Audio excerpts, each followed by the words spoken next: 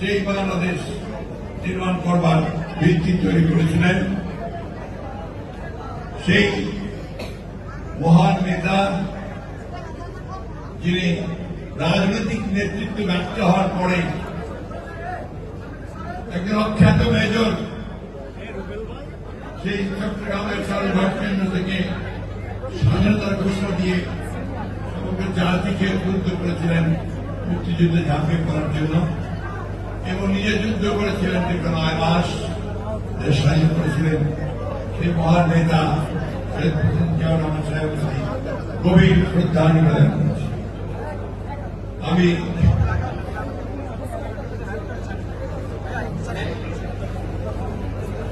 শ্রদ্ধা জানাতে চাচ্ছি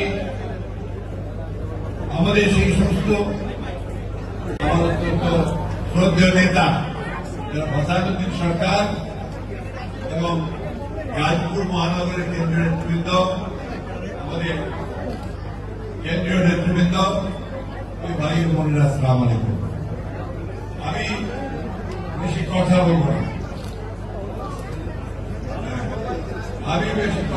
না, আমি আপনাদের সামনে খুব অল্প কথায় আমাদের কথাগুলো তুলে ধরব।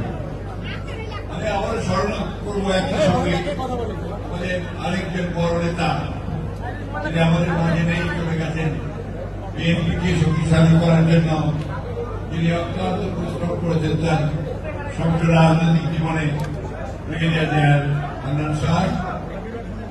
আমি শ্রদ্ধা জানাই আমাদের এই অঞ্চলের অত্যন্ত জনপ্রিয় নেতা অধ্যাপক আব্দুল মান্নান, সাবেক মন্ত্রী, সাবেক এমপি এবং আরো অসংখ্য নেতা যারা প্রাণ বিসর্জন দিয়েছেন, নির্যাতিত হয়েছেন, নিপীড়িত হয়েছেন, তাদের সকলের ভাইরা। আজকে এই যে দেশে আমরা বাস করি, যে ভূখণ্ডে আমরা বাস করি, এটাকে আমরা বলি স্বাধীন সার্বভৌম বাংলাদেশ, তাই না? তাই তো নাকি? সেই স্বাধীন সার্বভৌম বাংলাদেশটা এটা স্বাধীন করবার জন্য যাদের দায়িত্ব ছিল তারা স্বাধীনতার ঘোষণা দেবে জনসংগ্রাম 1970 সালে, 71 সালে চূড়ান্ত পর্যায়ে গেছে।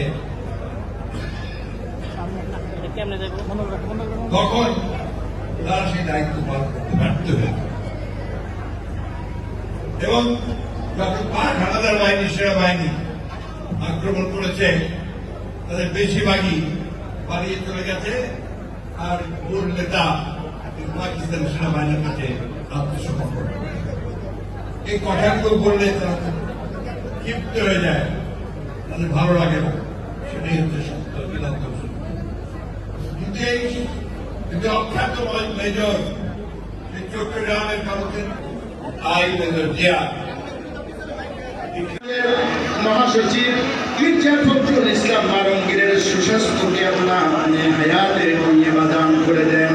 আল্লাহ দেশ ও জাতির নেতৃত্ব দিতে তাদের তৌফিক দিয়া দেন।